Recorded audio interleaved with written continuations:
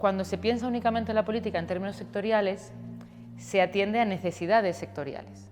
Cuando se piensa en la política en términos de otros ejes, que yo creo que tienen que ver con financiación, con educación, con democracia cultural, ya no es tan inmediato el contenido de lo que se va a promover, sino las lógicas mediante las cuales pueden existir las cosas. No sé si me explico. Yo creo que todo lo que se invierta, y no me refiero solo a económicamente, en cultura, va a favor de un país.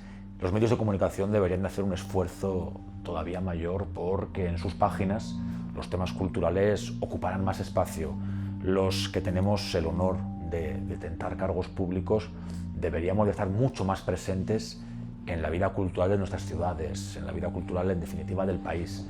Una de las responsabilidades de la administración pública es poder garantizar el máximo posible de sostenibilidad independientemente de la institución.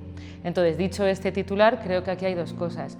Por un lado, no todo el apoyo que desarrolla la institución pública tiene por qué ser económico. De hecho, por ejemplo, hay propuestas que son sostenibles, que son rentables, de corte más empresarial, pero que a lo mejor para las cuales es muy bienvenido poner unas banderolas en la calle, y eso es lo que demandan de la institución. Y hay otras que, sin embargo, necesitan un apoyo mucho más intensivo, y creo que ese apoyo hay que darlo porque garantiza una diversidad. Es decir, porque creo que otra de las funciones de la administración pública es garantizar la diversidad cultural, y no puede solo existir lo que exista, digamos, en términos de mercado, que es al final lo que marca la agenda si la institución no está, ¿no? Entonces creo que eso sería una primera respuesta. En la segunda parte de la respuesta, creo que tenemos que contribuir a que el tejido sea lo más sostenible posible. Pues creo que hay que desarrollar toda una serie de políticas que, paradójicamente, no tienen un enfoque directamente sectorial, y aquí son claramente políticas de público y políticas de educación, que lo que hacen es engrosar de alguna manera la demanda que pueda tener el tejido profesional. Yo soy una firme defensora de las subvenciones. Creo que las subvenciones son buenas, creo que no hay que acomplejarse, que no hay nada de malo, y que en realidad no solamente la creación contemporánea y lo que está relacionado con la investigación y experimentación, sino que casi en cualquier ámbito de nuestra vida cultural y más allá de lo cultural, de nuestra vida cotidiana, la presencia de lo público está en casi cualquier parte. Entonces yo no creo que sea algo negativo hablar de dependencia de lo público. Ahora bien, el problema es cómo ejerce la institución esa relación de dependencia, en qué lugar se coloca y cómo la ejerce también el que está al otro lado, el que está en el lado de lo privado. Soy muy partidaria de que la cultura se subvencione. A mí me parece que precisamente la cultura es más independiente en la medida en que tiene respaldo público, y en principio no hay ningún peaje que pagar, sino más bien todo lo contrario, porque las subvenciones se han de dar en función de la relevancia de los proyectos, la relevancia artística y social. Es decir, los proyectos tienen importancia en la medida en que interpelan a la sociedad en una determinada circunstancia. A mayor nivel de interpelación, más respaldo público debería haber, en términos también financieros, digamos, de subvención.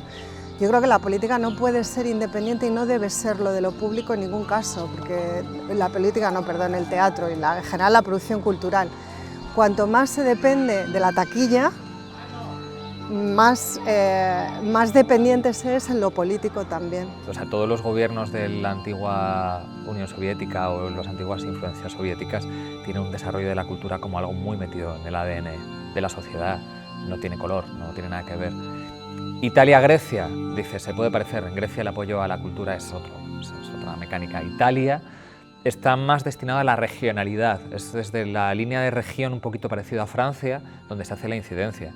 En Francia, por ejemplo, hay un modelo muy interesante que es público eminentemente, pero que está vinculado a la industria y al movimiento de tercer sector de servicios de cada una de las regiones. Es decir, hay mucho dinero privado que interviene en la cultura, por ejemplo, para modificación de espacios, pero todo es muy regional.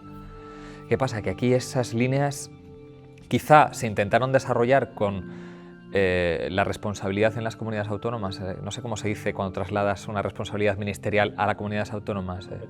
Sí, eso, la competencia en cultura se ha llevado hacia la comunidad autónoma y el ministerio se ha quedado simplemente con la interterritorialidad, ¿vale? Nada más, a nivel de artes escénicas. La responsabilidad real es de la comunidad autónoma.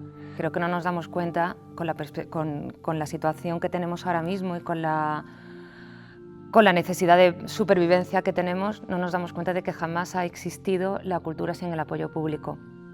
El teatro en Grecia se hacía, se producía mitad, cifras aproximadas evidentemente, ¿no?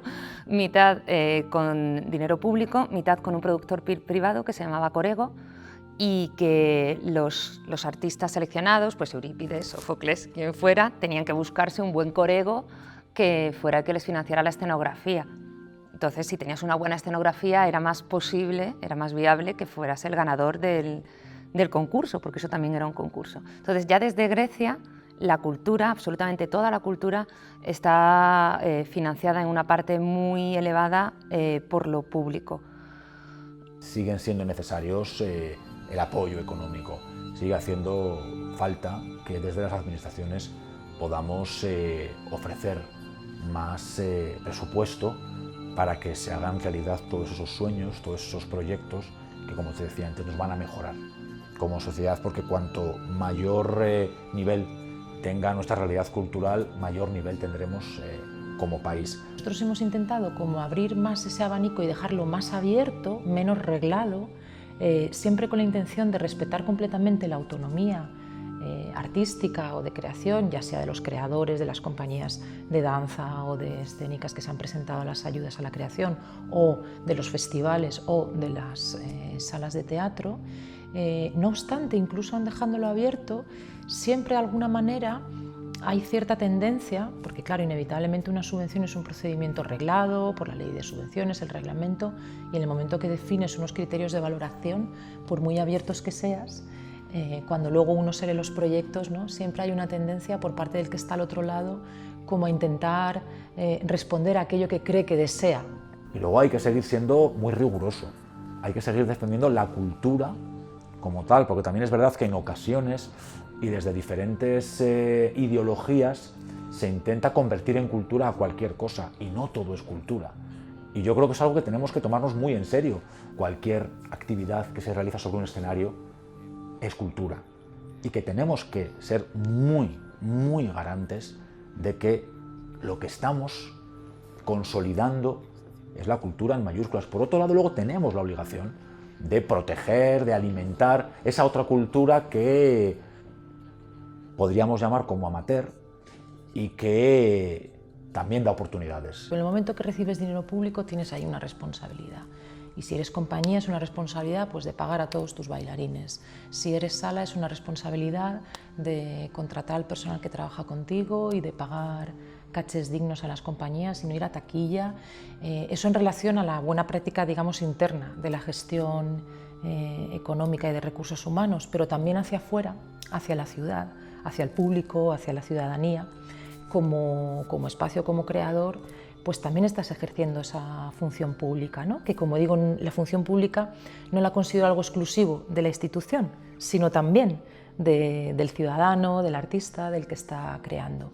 Esa función pública, muchas veces mal llamada retorno social, no comparto esa expresión, ¿no? Porque a veces el arte en sí mismo ya tiene un retorno y no tiene que traducirse de manera cuantitativa en cierto tipo de actividades y demás, pero bueno, cada uno tiene que, en fin, que pensar cuál es la responsabilidad para el uso de ese dinero público.